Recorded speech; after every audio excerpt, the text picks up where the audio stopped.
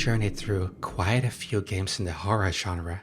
While they are enjoyable and immersive, it is sometimes easy to find a certain familiarity. Aside from figuring out the solid plot or trying to assess the dangers of anticipated creatures, it can feel like certain games are similar or, to an extent, predictable. So, discovering a hidden gem of a horror game which dares to do things a little bit differently is such a joy to experience, especially if they feel more like a bad dream and less like a computer game. Year Walk is one of those hidden gems, and while I was not sure if it was something for me at first, I am thrilled and thankful to myself that I let the game slowly unfold around me, trapping me in its visions of airy Nordic folklore. Welcome to a series of short episodes where we talk about a specific game once journeyed through and share one unforgettable memory, the most airy creature or moment that lingered in our minds for long after the journey ended. I encourage you to comment on this video and share the airiness from playing through or watching Year Walk. Here, I'll go first. Year Walk is a highly unique horror game which uses a different presentation style than most games in the genre, perhaps taking away elements familiar to each of us, so that we are entrapped in a journey where everything feels both fresh and unique. The game slowly immersed me into its wintry landscape, and after a short while, everything felt so surreal and unexpected. The journey felt very different from what I was used to, so once things started happening, I was petrified. It helped that, accompanied by a unique style of gameplay, the soundscape and ambience set the mood just right. The experience is based on årsgång, an old Swedish form of folk tradition to take place around Christmas or New Year's Eve. After spending some time alone in complete darkness, without food or drink, you would walk out into the wintry landscape at night, at which point you might start seeing dangerous creatures pertaining to Nordic folklore trying to lead you astray, possibly with a fatal outcome. If you succeeded in the so-called Year Walk, however, you would be able to see glimpses of the future, and perhaps even more. The mysterious creatures could very well just be hallucinations from malnutrition and isolation, paired with a strong belief, although the scariest of horror does come from within the mind. Also, being out in the already dangerous ice-cold nature in such a state of mind, your very own senses trying to trick you, it would not at all be surprising if such could lead to death. In Year Walk, there are some creatures, or spirits, that stalk you, real or not, and they are indeed quite airy.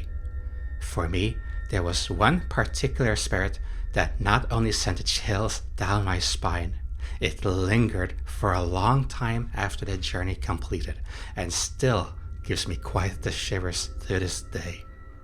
I am talking about Bäckahesten, in English often called the Brook Horse. The game featured rich lore, primarily in the form of text, and an encyclopedia was available at all times to introduce and warn against various spirits that may be glimpsed. Reading about this early on helped giving the mind creepy ideas about what to anticipate going forward, and the Brook Horse was no exception. Year Walk could feel a little bit like an interactive book where the most airy ideas were fed to me early, planted as seeds in my mind to slowly grow and test me as I went on. Seeing a crude drawing of a horse submerged in water in such a fashion so that it half looked like it was drowning was my first impression on the ambiguous creature.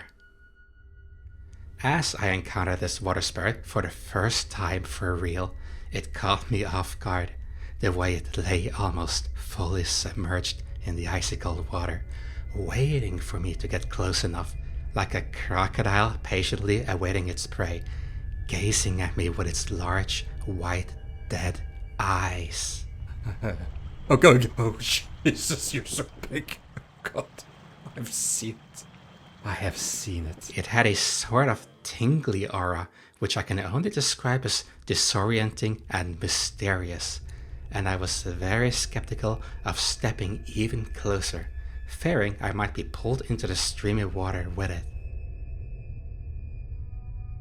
In real-life folklore, the brook horse is said to be a large, white and beautiful horse that lives around rivers and lakes. It pretends to be a kind and friendly horse at first, in an attempt to make people ride it. This malicious spirit, however, is in fact known to drown people, adults and children alike, and if mounted, the spirit swiftly dashes into deep and streamy water where it drowns its victims. It is said that the brook horse has razor-sharp fangs, should you have a chance to glimpse into its rarely opened mouth, at which point you should immediately know who you're dealing with, so make sure to get away from it. While the brook horse was said to be white and beautiful in traditional Nordic folklore, Yerwak presented it more in a dead, pale color, albeit in an elegant fashion, as it was manifesting in a black suit. Furthermore, as opposed to the folklore's deceptive spirit, here it is upfront about requesting assistance. It almost seemed to have pity upon the new innocent souls, not having been long in this world. They were betrayed and brutally murdered by the hands of fellow human beings, and the horse seemingly took upon the role of a watery grim reaper for those dead newborns, whose lost souls became what was known as mulings, unable to cross over to the other side by themselves. The ambience in this portion of the game was the most ominous and memorable to me, and paired with the other spirits and folklore involved in the current task, and not least the fact that I felt a little bit like a Grim Reaper myself, feeds me with all sorts of emotions here. Sorry, it's just... It's highly immersive and a folklore which I've never even heard of.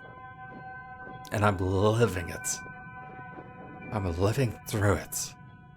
After being pleased with my assistance, the pale horse silently promised not to harm nor stand in the way of my journey as it slowly disappeared under the water, bringing the lost mulings to eternal peace, showing that even the brook horse has the will to deliver mercy.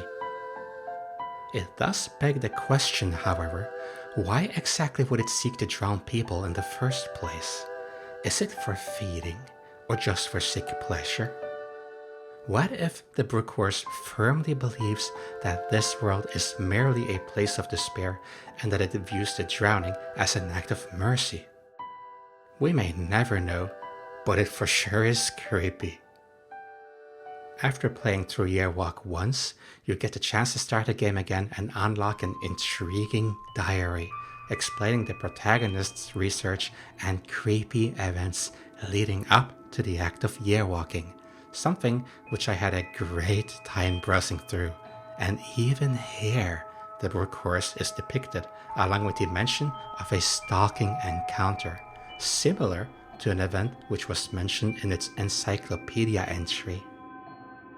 It quickly became my impression that the brook horse was a very powerful spirit, and that it would be one to fill me with anticipation and dread long before encountering it.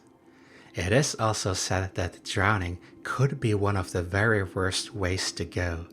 Pair that with the terror one would go through, that which initially was to be an innocent and pleasant experience being turned to a climaxing nightmare as you were fooled and are suddenly being rushed into water in a supernatural way, and you'll have yourself a spirit, or at the very least a concept to fear and remember. So now you know an aspect, a hotspot of dread that stood in the way as I journeyed through Yerwalk. But there is no need to stop here. Check out my first impression playthrough of Yerwalk as we fully dive into the unknown and slowly build up to the eeriness that is to come. A link to my first impression playthrough along with the bonus episode can be found in the video description. For now, thank you for watching this short yet bone-chilling walk through memory lane, and I wish you a pleasant night to come. But be wary of horses near water at nighttime, lest it reveals itself as the brook horse. Good night.